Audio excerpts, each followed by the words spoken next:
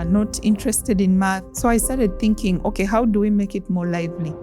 I started doing fun math games. We all have that little child in us. Yes. That the other thing I realized is that if you really, really want to do something, you make time for it. Why would someone find time to go watch an Arsenal match? Yeah. Yet they Even at school. midnight. There's challenges of self-doubt. There's challenges of discouragement. How did you overcome those? Did you get any? Stella Maris Basemera. She is also known as Captain Miss Math, an educator whose creative approach to mathematics has grown into a movement reaching learners across schools, communities, and digital spaces. Her journey challenges how we think about teaching, innovation, and the possibilities within education.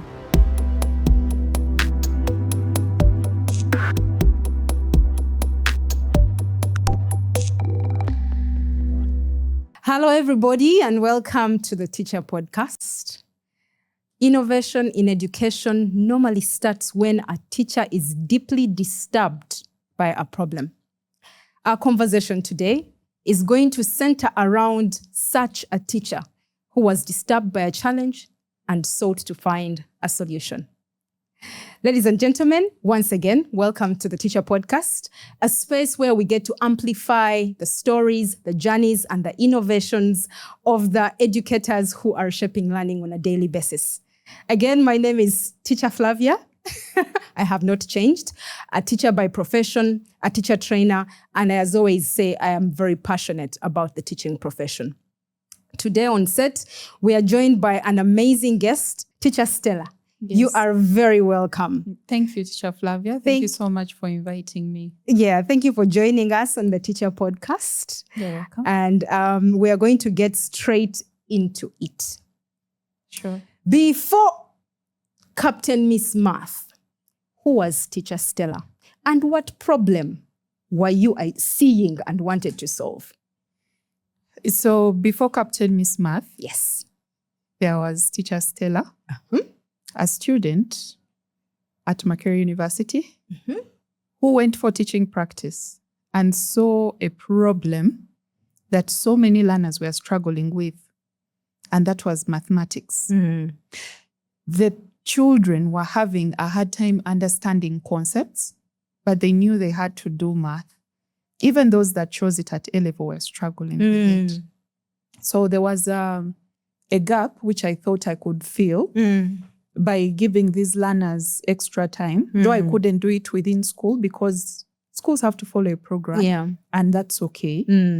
So that is when I thought about assisting learners outside school to help them love mathematics, to help them understand it better, to simplify it for them. And 2 years down the road, that's when I was registered officially as Creative Learning Africa. And I registered because a parent told me, so what's your company name? And as green, because as a teacher who was trying to help learners, I didn't know anything about registration. I didn't know anything about TIN numbers. Nothing. Business-related things. I didn't know anything. Nothing. But there you were. And there I was, and may her soul rest in peace. She told me, no, Stella, you need to be registered. You register with URSB. It was after the session with the daughter. And then she sat me down and gave me that lecture of registration. Yes. So when I hear you speak, it seems like it was more of an interest problem that the children were suffering with. They were struggling with math, but there is always a deeper issue challenge that is bringing in that pain. Okay. So on top, it looks like you're failing math, but there's a reason as to why you are failing math. And I realize different students have different reasons as to why they fail math. The mathematics. But I noticed it's mostly the attitude. There's already someone who spoiled something for someone. Yeah. So you were doing school practice, you noticed this challenge. What gap do you think the traditional teaching way was failing to fix in your observation during that time? I wouldn't say it was a problem of the traditional teaching.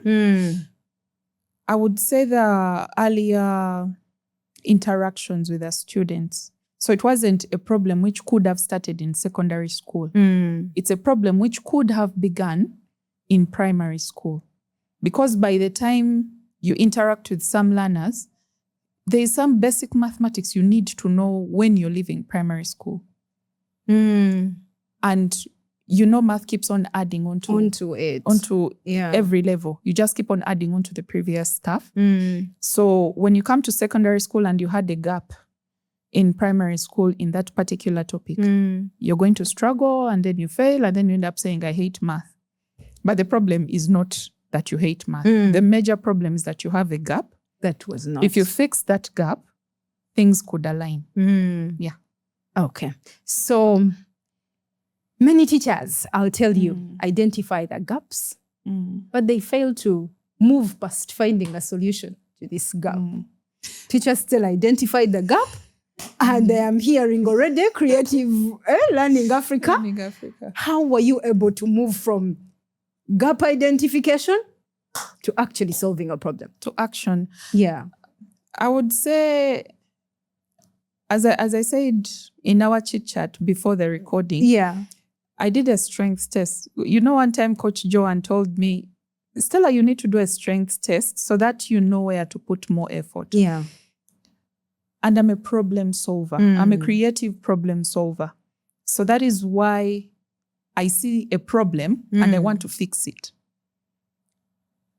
That's how I ended up seeing a problem and finding a solution. And I think a lot of times teachers don't necessarily find solutions because they're overwhelmed by numbers. Some things are beyond their control. Sometimes not everyone ends up in the profession because that's what they wanted in the first place. I remember originally when we were still in school, as long as you had education on the list, you're the first people to get courses. I mean, even if it's your last choice, why would you give someone education if it's their last choice? Yeah. Usually you're just filling up spaces. You're just filling up spaces so that you fill up all the 6 spaces. So if someone has put education last, it's very clear they're not very interested. They're not very interested. Yeah. It's usually the top 3 they have. And then those last 3 is just in case. So why would you give someone a course from the just in case list? I hear you. So a lot of them ended up there because they want government, because it's a very cheap course. It's not expensive compared to other courses. That's true. So you find that even from the preparation stage, the teacher is not so into it. Some of them eventually leave the profession. Yes. Others get stuck there.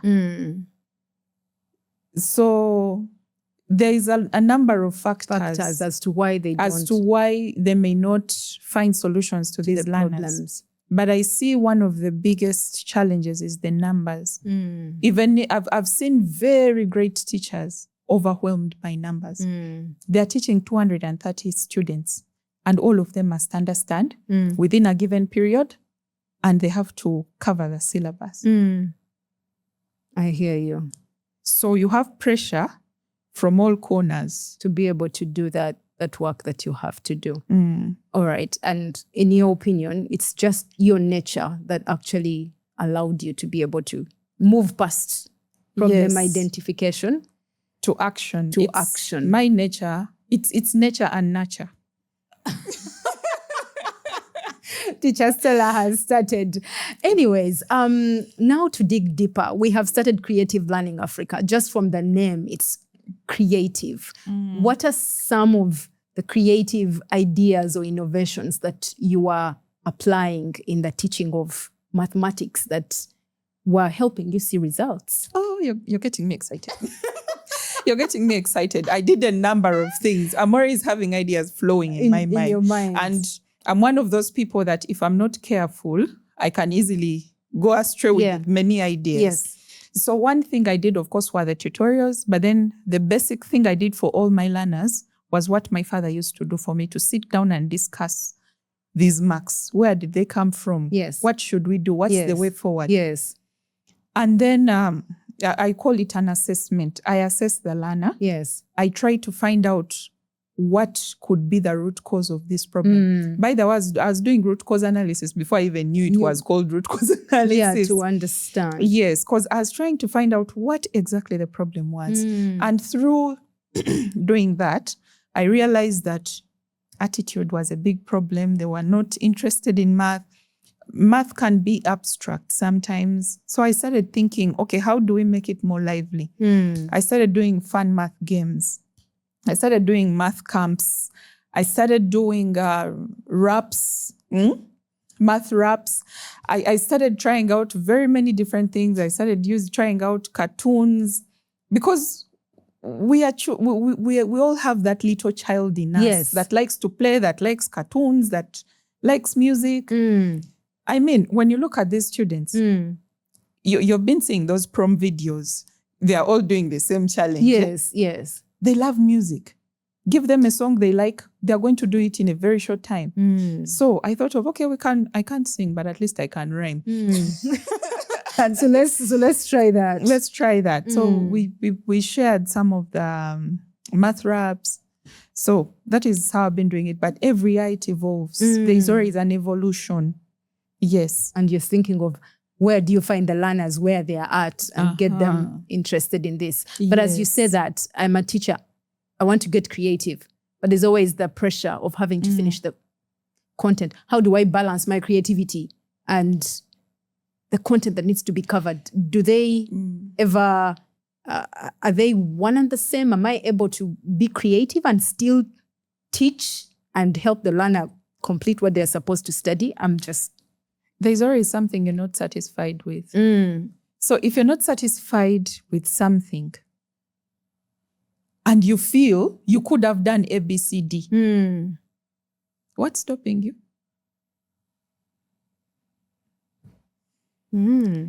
The challenges are surrounding us. I've just even explained it. Sometimes it's not even about being too creative. Identify a problem, start from there. And then think of different ways you could solve that problem. And then brainstorm and see what works. Assess each one of your ideas and see what works, what doesn't work. There is holiday time. And the other thing I realized is that if you really, really want to do something, you make time for it. That's true. You find a way. Why would someone find time to go watch an Arsenal match? Yeah. Yet they even at midnight. Even at midnight. Because that's something they really want to do. So if there's a certain problem you really want to fix, you can fix it. All right. Teacher Stella, you mentioned something, but you talked about it briefly. You talked about tutoring. Could you just tell us a little bit more about this tutoring? Tutoring is basically one-on-one teaching. Yes. The only thing is that I do it differently. I embed some coaching, not the Ugandan version of coaching, but I mean the actual meaning of coaching. Excuse me. So I embed some bit of coaching, some bit of counseling, and the actual learning. Because you have conversations with the learner as you're teaching them, and they get to trust you and tell you painful things. Sometimes they tell you things you can't comprehend. You can comprehend them, but they are, wow, this is too much. So a lot of times you find that you have to teach as you're counseling the learner and coaching them. You're also giving them those strategies. It's more like academic coaching. You're also giving them those strategies. I'm like, okay, with the kind of personality you have, if you did this, this, and this, you're going to understand this topic better. Much better. We all have different learning styles. Yes. I learn best by doing. Yeah. That's why you see me talking with your hands. That's my nature. Yeah. I'm a kinesthetic learner. Yeah. I learn best by doing. Some learn best by seeing. Some learn best by listening. So you try to identify these different strengths about learners, what is their learning style, all those things, you put them together and you come up with your tutoring package. So to a parent, it will look like, you're just going to teach them math, but there is so much more that goes into it. If I were to break down a tutoring session I do, it can end up being 3 different things: academic coaching, counseling, and tutoring. So that is why in most cases, our learners are able to get that overnight success. Like I just came a few times and things changed. Look for the root cause, fix it, things will change. Simple. Oh, wow. Teacher Stella, I want us now to get to something very interesting. The rise of Captain Miss Math. Yay! We have talked about Creative Learning Africa, which you have suggested came from, a problem that you saw and you wanted to solve this problem. So you went into tutoring as Creative Learning Africa. Yes. Today we know you as Captain Miss Math. How is Captain Miss Math born? How is Captain Miss Math born? So through Creative Learning Africa, we have been doing a series of tutoring, a series of school outreaches. We have been going to schools to encourage learners in mathematics, have a positive attitude, and even do some that before the exam strategies, how best can you learn math, talk to learners, and also train teachers. Now, in the process, as I told you, there are different tools and things we keep on creating. We created the games, we created the math rap. And then when we started getting into the space of creating the cartoons, that's when the comics came in. I used to create those comics for mostly the learners that were in UK that were studying on WhatsApp. Okay, hold on. So you were teaching learners in UK? Yes, I was teaching learners in UK on WhatsApp. And it started during COVID. And it continued. So this podcast is here to inspire teachers. We are now listening to you, a Ugandan teacher who is tutoring children in UK, and we are thinking, okay, how do I also get that gig? Or how do I, not gig, but how did you even find these children? Just to digress from where we are, we're going to come back. To get into the UK space, of course, it was a parent from here whose child I had assisted and was looking for help because she had traveled to UK. And then her workmate had overheard our conversation on the phone. She said, I want in. So she came in, tried, she felt like it wasn't working. I told her, no, give me 1 month. We'll make it work. This is something new for the learner as well. So she has to also first get used to it. It's not easy to learn on WhatsApp. The way she chit-chats with the friends, that is how we are going to chit-chat with math. Yeah. Okay. And we're going to make it work. And after the month? And after a month, she was giving me her in-laws, her friends, her what. She really got me so many clients. And I still have the contacts of all those people. Wow. Oh, wow. And that's how you just did a good job and you penetrated the market. Yes. Awesome. So take us back. Now you're teaching these learners and how do they inspire? So I always try to find ways of helping my learners understand the concept, simplify a concept, or make them interested in the concepts. That is when the math comics came in. So I'll just create one panel and it's a very short story, very short. And my sister told me, Stella, you need to do a book. She started putting for me all those things. I'll make sure every parent in my daughter's class buys a copy. What? I'm like, something is missing. Something is missing. I kept looking for something missing. I always felt there was something missing. Until I went for the Trevor Noah Foundation program, the Education Changemakers program. We had to do a design thinking challenge. We started design thinking intensively, and they're like, you know what, guys, you need to come up with an educational solution for the problems that we have in our specific countries. Now, I always think that an innovation doesn't have to be technology.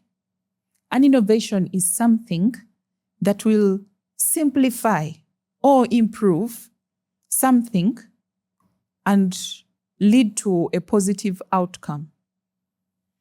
For example, when people used to use feathers to write, and someone invented a pen, that was a great innovation because it was going to simplify writing.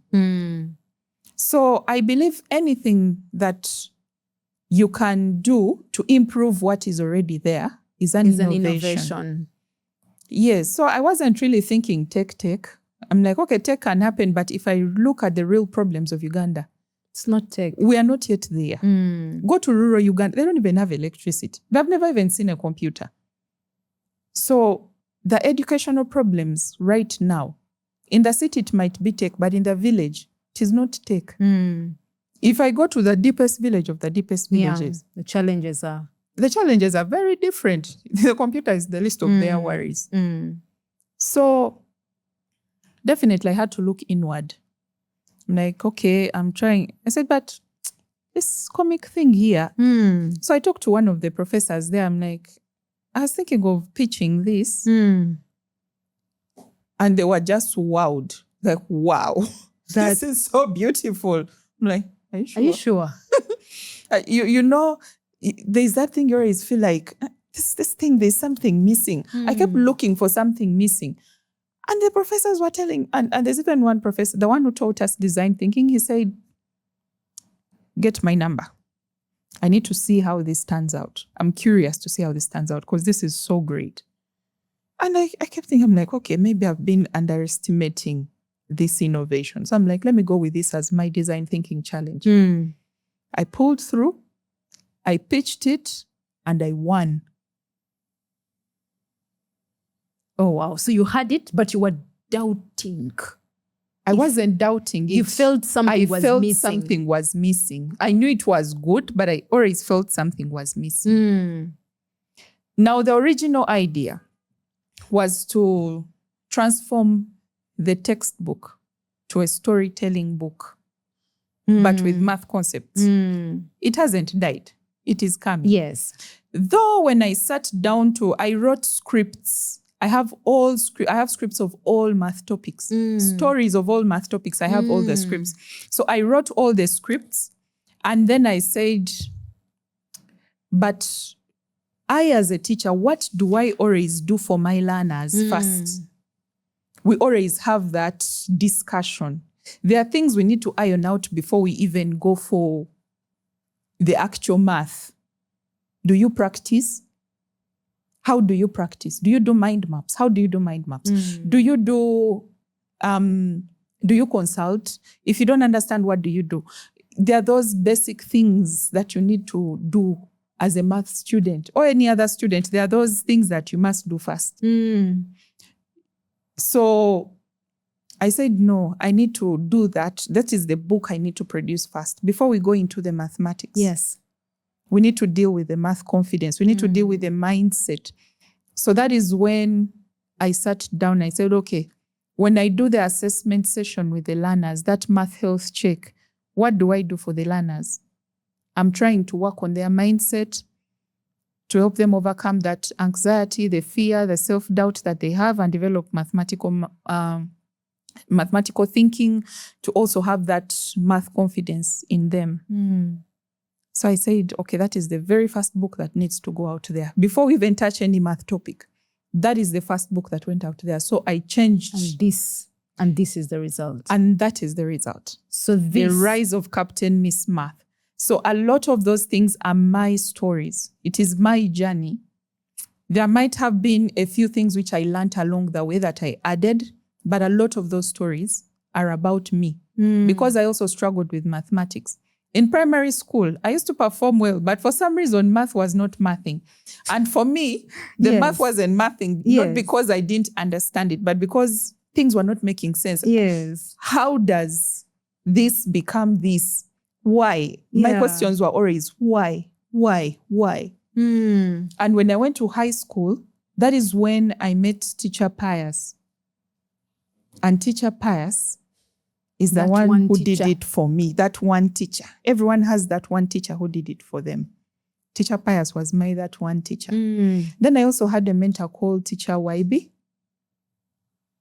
That one was teaching me biology and chemistry. But he was my school mentor, school-assigned mentor. Our school used to assign mentors. So I basically had two people in high school that were there for me, that even when I lost my dad at some point, it kind of threw me off the grid, but they helped me come back. They helped you get back on track. They helped me get back on track. So you use that within Captain Miss Math. Yes. And you're using... And there are lessons so the things I told you that my dad used to do for me that helped, I've also included them. The things I learned on my own through practice, I also included them. So I had to bring out the story that there is this child called Stella, and they were struggling with math. And then this and this happened. They had this issue and they solved it like this. So basically, when you read the book, you can also develop positive math habits from it. Yes. So it's mostly for learners, and when they read it, it's mostly for learners. But let me shock you. There's a parent who bought this book for the niece to read and then maybe love math and be inspired in some way. But you know what happens when you buy a book? You have to read it to be sure of what exactly you're giving the kids. Yes. So she read it and she told me, you know what? I don't even know why you say this book is for learners. I mean, learners 16 years and below. I don't know why you say this book is for them, because she was going for, is it risk something course unit she was doing an MBA, and she was doing a risk something course. And she didn't have the energy to read. She was in some kind of mode. She told me the moment she read this book, she felt so motivated. The moment she read this book, she got so motivated and even went, sat down, prepared for her test, went and did her test and passed. Oh, wow. So she told me, trust me, that Kavuyo villain, because the villain in the book is Kavuyo. I don't know if you see this guy here. Yeah. That's the villain, Kavuyo, basically. Let's have a look. There's a Kavuyo here who is disturbing. We can open the book and look for him. Kavuyo. I mean, I love the fact that it is using like a lot of visuals. Yes, it's a comic book. It's a comic book. So it's not like your ordinary storybook that you're looking at. It also has reflection questions. I'm seeing them. To reflect on your own life. After a chapter. Okay. I love it. I love it. I'm seeing victory over Kavuyo. Yes. Anyway, you could get yourself a copy of Captain Miss Math, a very inspirational book for yourself, for your child, your cousin's child, and anybody else. But I think what is amazing is that you have moved Captain Miss Math out of just a book to becoming more of a brand. Yes, and it's a movement. A movement. Because when you look at during my Fulbright, yes, I was trying to find out more information about math struggles, and I landed on very disturbing statistics of PISA. PISA is some kind of international assessment, and the math anxiety is increasing among learners. I said, okay, this is not a Uganda problem. This is an international problem. It's a global problem. And it's also gave me more confirmation that the Trevor Noah Foundation didn't do a mistake to choose this as what?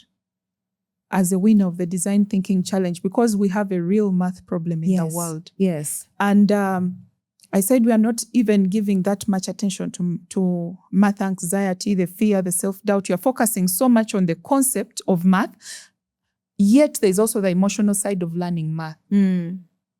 Learners are falling apart. Learners are frustrated, not because they can't do it, but because so many things, there's so much emotions that go into learning and understanding math. Some concepts are so abstract. If you reflect upon your own journey of learning math, there's always a point where you wish someone understood you. Yeah. There's always a point where you wish you had someone to talk to and pour out your emotions. Sometimes you could work out a number, 1 page, 2 pages, 3 pages, and it's not working, and you're just crossing it out. You're frustrated. Yes. Who's going to help you process that? Learners need to be helped to process those emotions and to always see that just because you've failed this test this time, you can always do something about it. You fix it such that you can always excel at it the next time. Sure. And a lot goes into mathematics other than just the concept. There is what we call mathematical thinking. They need to think mathematically. They need to understand and not memorize. You can't memorize math. You have to understand the mathematics. Yes. So how does that then build into the movement that you're talking about, your Fulbright experience? So here we are we are aiming at healing that math trauma you're facing. We are aiming at building the confidence. We are aiming at embracing the emotional side of learning mathematics. Yes, we are helping these learners. We are helping them review concepts, but we also need to fix the mindset surrounding mathematics. We need to fix the attitudes. All those things need to be fixed. Recently, I interacted with a learner who was having a panic attack because everything was overwhelming. But why would a child have a panic attack? But when we sat down and processed everything, I said, you know what? You don't need to do all these 40 numbers at once. Just do 5 every day. And in this number of days, you'll be done. And then they sat down and thought about it and said, okay, that's practical. Very. But it's not something they knew how to do before. They were stuck. They're like, oh my God, I have to do this, I have to do this, I have to do this. Like, no, sit down. Just process bits of it. You don't have to do it all at once. I see. I've seen you've done work in the village schools still with Captain Miss Math. Yes. I mean, tell us a little bit more about that. It's an outreach. I wanted to go to schools and preach the positive, inspire learners in math. I wanted to show them that math is not that monster. I wanted to show them that these things are doable. I really wanted them to feel what I feel about math. I wanted to show them possibilities because I've also experienced it myself. I've struggled. I've also seen my transformation. I've also seen some learners that I work with transform. So I needed to do that for them. So I went for a pilot study to see where the school is and what. But when I reached on ground, I found they didn't even have a library. Each class had one curriculum textbook like this, and it is the teacher's copy. Now, I was taking their Captain Miss Math books. There are no curriculum books. Problem would not be solved. So I had to run, I was even about to go for Fulbright. I had to run a quick campaign so that we raise money, not only to take these Captain Math books to encourage them and also that Math Boost outreach, but also to leave them with curriculum textbooks they can always focus on because math is not the only subject. There are other subjects. I hear you. So we did, I did the fundraising online. People collected money from different spaces. I love BNI. BNI is very supportive. So even in BNI, there are so many people that supported me on that. And we were able to buy textbooks for the learners on top of the Captain Miss Math books, on top of the fun games we had, the fun math games we had, the encouragement. One BNI member of Contour Consult, she's a water engineer. She said, I asked her, and then she said, no, I'll be there to encourage them. When they saw a lady who is an engineer talking to them, they really felt that, no, we need... Math is something. You see, even a lady is an engineer. Yeah. You know, there is still that stereotype in the rural areas that women and math and sciences don't mix and all that. But when they see people who have moved the journey, they are encouraged more. I hear you. Thank you so much. You speak of, please. Yes. And we intend to do it. We intend to reach more and more learners in more rural areas. So whenever we bring out a call, just show up. Just show up. We need to support our children because those schools used to be supported by USAID. But we all know what happened to USAID. Yes. So we need to come on. We need to come up and fix our problems. We don't need to have to, we don't always have to look for help outside. We can actually do it. We can fix some problems ourselves. Sure. We now know you as Captain Miss Math. It's interesting. When I heard it, I was intrigued. I'm like, Captain Miss Math, who is this? Where do I find her? I want to look at her. I want to see her. She's here. The name itself is very intriguing.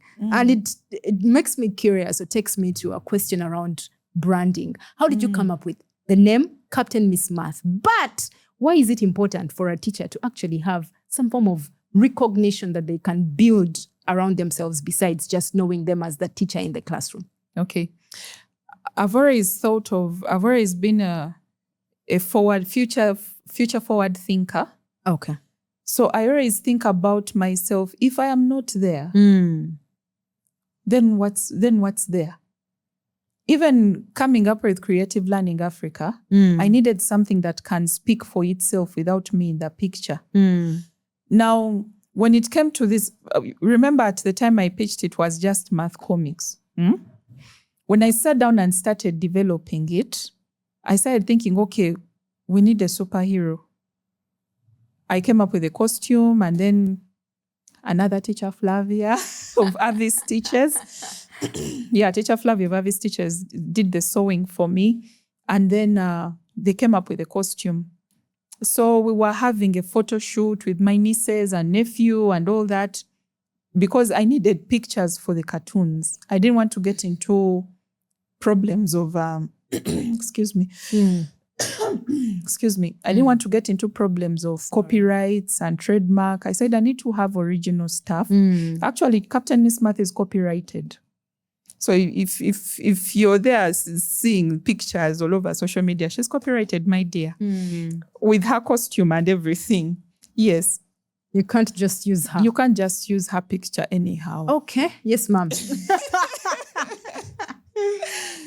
So So when we were having that photo shoot, of course, Avis Teachers was there. I no longer call her Teacher Flavia, I call her Avis Teachers because that's her brand now.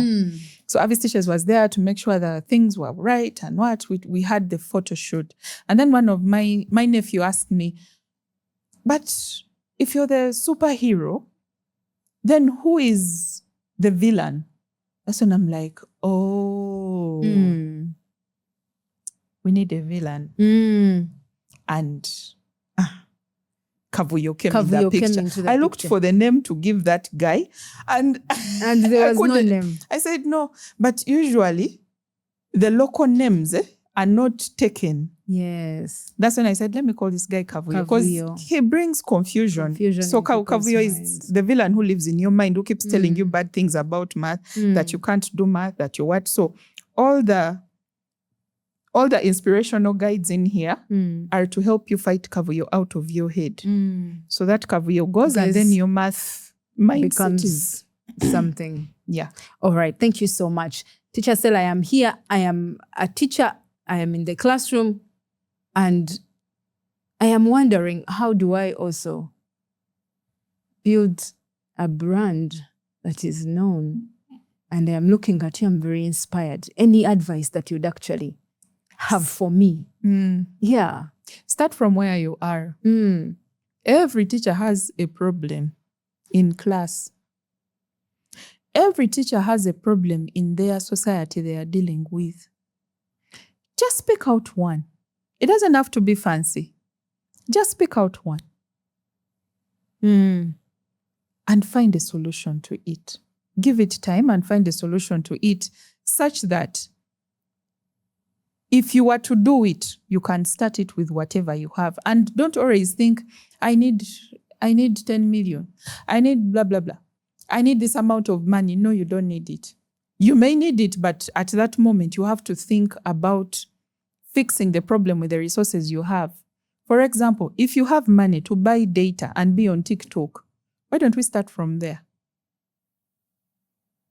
If a problem is beyond your financial means, advocate for it so that someone who has the money comes and solves it. Create awareness for it. For example, you may say, okay, this village has no school. People study under the tree. But who knows? Who goes to that village? No one.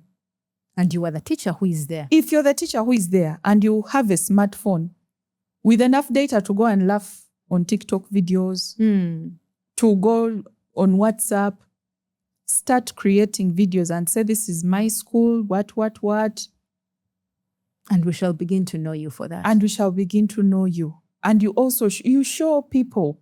If you keep quiet, no one will know you. No one will know. Make noise. Even if you do one small thing like this, make noise over it. I hear you. Yes. Because there are times I would do a camp and only 10 students show up. Yeah. 10, as in 1, 2, 3, both fingers are done, 10. But guess what? I would celebrate every moment of that because I know those children's lives have been improved. Mother Teresa said, if you cannot help everybody, help at least one person. One person, that's good enough. So even if 10 people showed up, my God, I would blow up the internet as if 100 people came. Have come. You know? It's about the passion that you have, what you are feeling. So it doesn't matter whether it is something very small. Be proud of that something small and show it off. Sure. Show it off to the world. If you're not on the internet, no one knows you. We are in a digital era. I hear you. So even when I created Captain Miss Math, because I wanted Captain Math. I Googled Captain Math. There was already a Captain Math somewhere. Then I said, how about I add Miss? Captain Miss Math. I Googled it and there was nothing. There. That's how I registered that Captain Miss Math name. So I registered it to secure it so that no one else can take the name. Take it. Because that is one thing I understood. If you don't take your name, someone else will take it. I saw someone who was selling some skincare products. She hadn't registered. Someone took her name, registered it, and they told her she was illegally using that name. And yet, oh dear. So those things happen. I didn't want to reach a point where Captain Miss Math is something and someone tells me, ta-da, we already have that. Mine. I hear you. And then you have to negotiate and buy it from them. It is much more expensive than you. A lot of people will tell you, no, first wait for the thing to first work. We all don't know whether it will work or not. So, and you can always deregister. Why don't you first register, try it and see where it goes, so that by the time people start trying to steal the name, you've already registered. Yes. Teacher Stella, Captain Miss Math. When you speak, you're now taking me to something that I find as a very big challenge with the profession. You've come up with an innovation, but now I'm thinking about how do I join this innovation with entrepreneurship? We don't often look at ourselves, teachers, as entrepreneurs. Now that you're talking about Manya registration, Manya what, how do I become an entrepreneur as a teacher in my profession? Where do I even start? Start with your knowledge. You're a teacher of English, right? No, I'm a teacher of biology. You're a teacher of biology. No, I'm asking. Yes. No, not like. Okay, I understand. You're a teacher of English, right? You're a teacher of English, right? Yes. And you've noticed that the learners in your classroom are struggling with tenses, right? And then you come up with maybe a rhyme on how to help them understand the tenses, isn't it? And then they love it. Why don't you start from there? You could record it and add some bits to it. You produce it. And these days, production is so easy. You have all apps. The math raps I have put online. I did everything on the phone. I did the recording on the phone, adding the bits I looked for. I go to Google, I'm like, which app can I use to add bits? And then they give me. I go try it, test, blend them together, and I produce a bit. I produce a math rap. Okay? So after recording it, what can I even do? If after recording it, what can you do with it? Can you post it on TikTok? Can you post it on Instagram? Can you share it with other teachers? You may find some people may start asking for more content. Before you know it, you're creating content. One of the most beautiful things for teachers is creating content, educational content. You see this book, another person can create a different kind of book. Another person can just be creating how-tos, how to understand tenses easily. In biology, what do people fail the most? Start from there. Because you have biology students. What do they fail the most? Right now, we have this whole crazy CBC thing. So many people are lost. How can you take advantage of that? If you know something,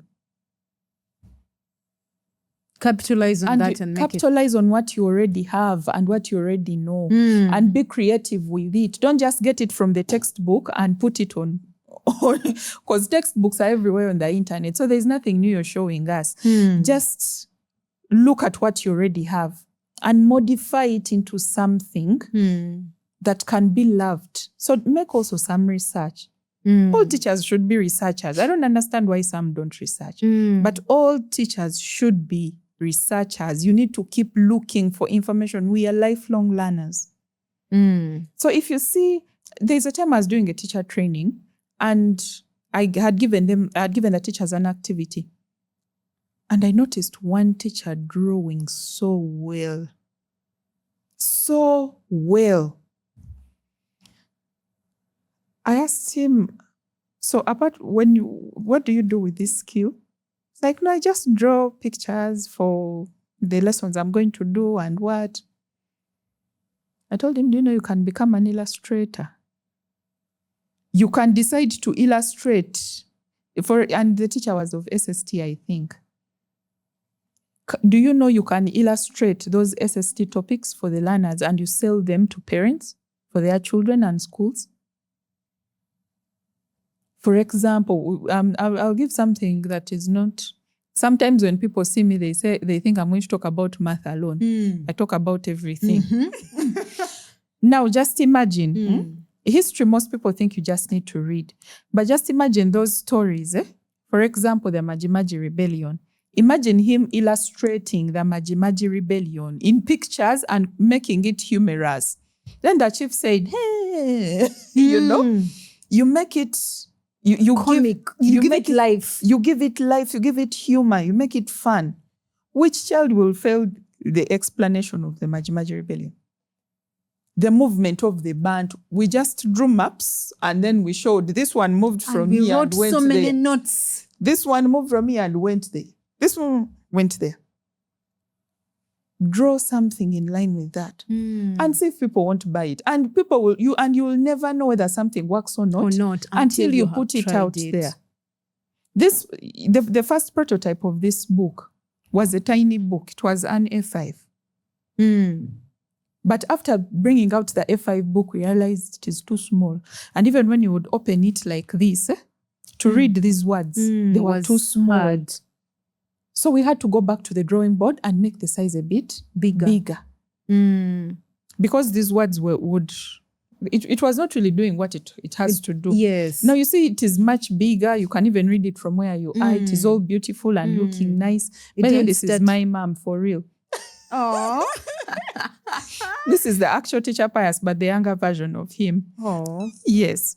So you make it humorous. Everyone has something they are good at. There are some people who are good at designing lesson plans. Why can't you make money from selling your lesson plans? Can I? If you're going to teach the same topic, you can buy a lesson plan. It just needs to align with what is required by the ministry. We have the syllabus. You can create the scheme of work and a lesson plan. So the biology curriculum from school A, as long as they're on the national curriculum, it's the same. It's the same. So if you know someone is so good at designing lesson plans, just design them and sell them. Design and sell. So I identify what I'm good at. Hey, identify what you're good at within your space. You can even identify a problem. Now for me, my problem was mathematics. So people had a very bad attitude. Then I had to go research. What do these children love the most? They love music. They love picture books. Do you see almost everything on the market for children and learners has Spider-Man? It is something to do with Captain America, Batman. All those Marvel superheroes. Yes. Because they love picture books, they love those cartoons, they love music. So you say, okay, I'm trying to solve this problem and these people love this. How do I merge these two? And the idea is And when I merged them, Captain Miss Math came to life. So you can merge ideas. You say, now these students, they have this problem, but the interest is here. How do I merge How do I merge these two? Sometimes I would even create questions for learners like that. Those ones who are not interested in math, I asked during the math health check, I try to find out about what their do you interests. Like? Basketball. If they tell me basketball and then they know all the players, I go do research. I don't. Then you come and I don't know anyone in basketball. Hey, so let's say football. Then say Messi scored this goal at this range. So you ask them, hey, what club do you support? Hey, the Lakers. And then, okay, you go do your homework about the Lakers. Now, the next question you're setting for them in math, you set it in line with basketball, the Lakers. The what? And this. They will do that number. Because it is...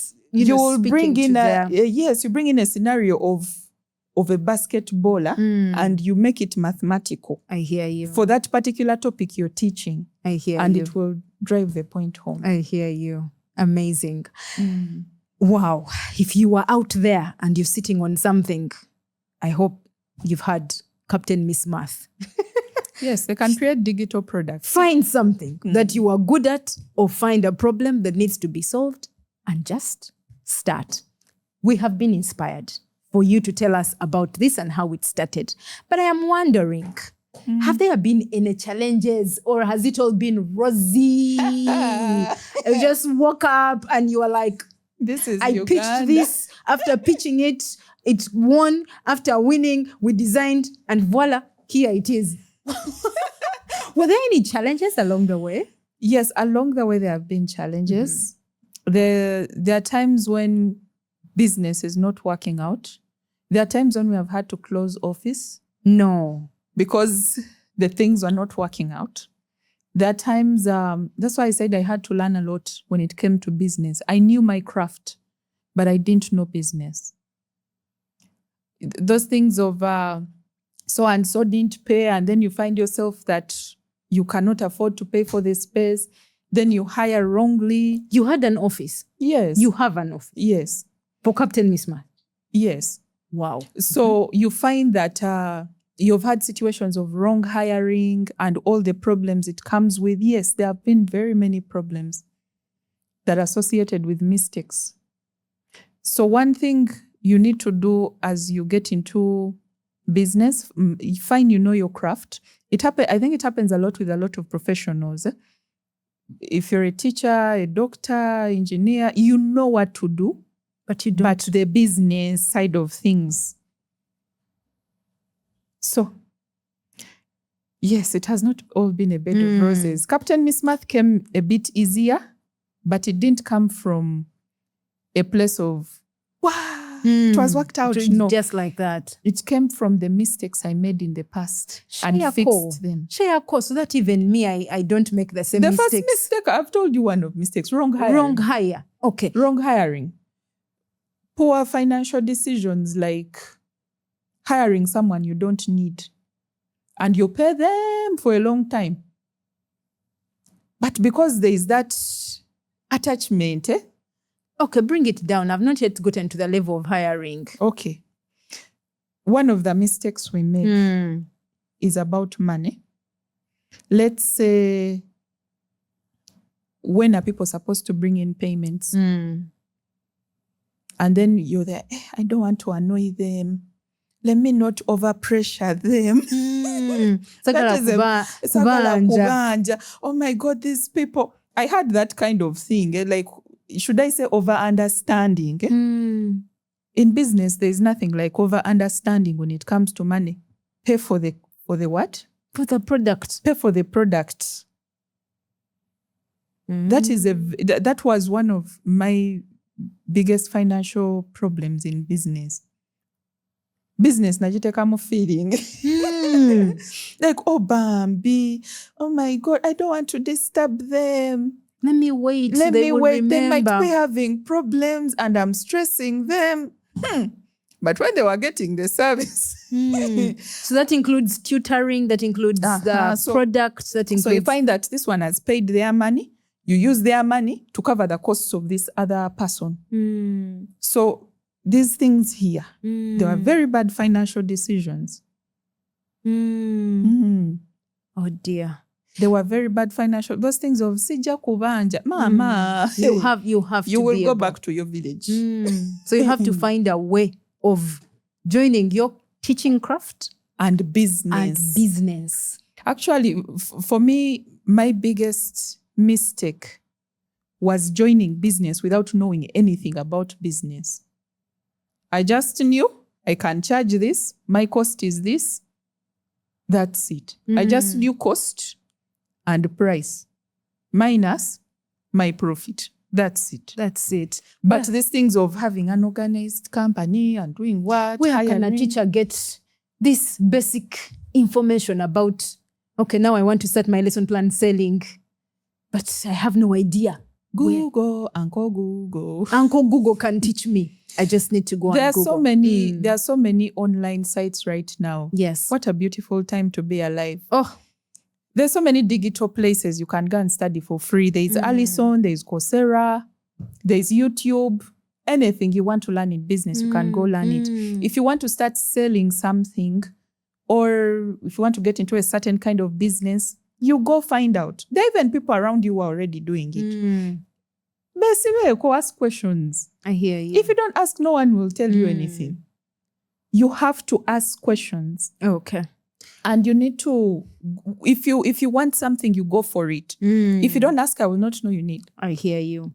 All right. You've shared those challenges with us, but there's challenges of self-doubt. There's challenges of discouragement. From those that are even closer to you, how were you able to deal with those, and how did you overcome those? Did you get any? Yes, I did. When I started out, I remember someone told me, Stella, vamu malala, go find a real job in a school. At that point, you were starting the tutoring. Yes. They told me these kids are going to go back to school. What are you going to do next? Meanwhile, I also didn't know what I was going to do next. But I had a strong feeling that it would work. Should I say sometimes you just need to be big-headed and follow what you really want? And 1 week to the end of the holidays, I got a contract. That time, you have just finished university. You don't even have your marks yet. But what got me into the door were those other certificates from school. MVP chess, MVP Scrabble. I used to play all board games for my house. All the board games for my house. It was you. It was me. Then I would go for debate. I was a student leader twice. All those certificates they gave me in school. They're the ones that walked me into that door. And then maybe those other marks that you have before. So that is how I got my first contract for a whole year. So you just transition those students from one curriculum to another. And during that transition, the mother of those children is an educationist. I even saw it on her wall somewhere that she had a master's in mathematics education and all that.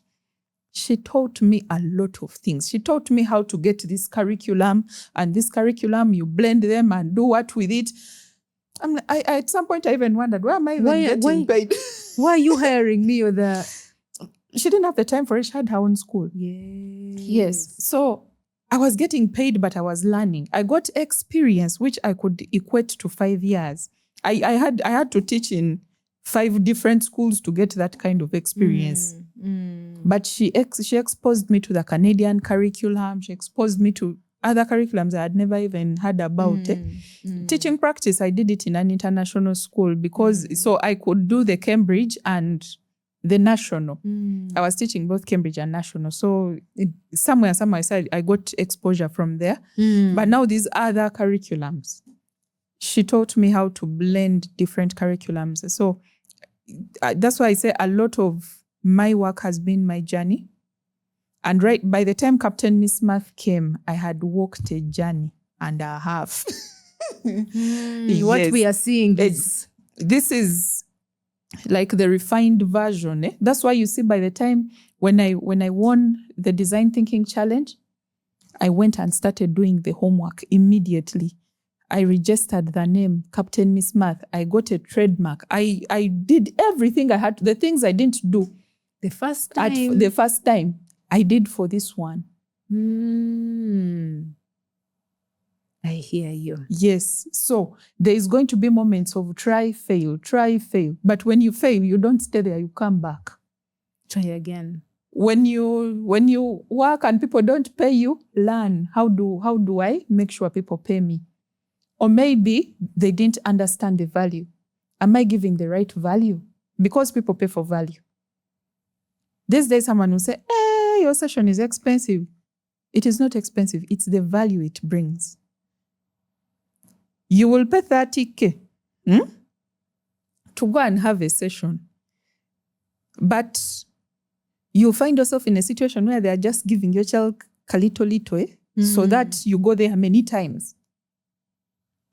Yeah. Why don't you pay a significant amount and you rest? Because I don't expect my learners to need tutoring after 2 years. That's the maximum. That is the maximum.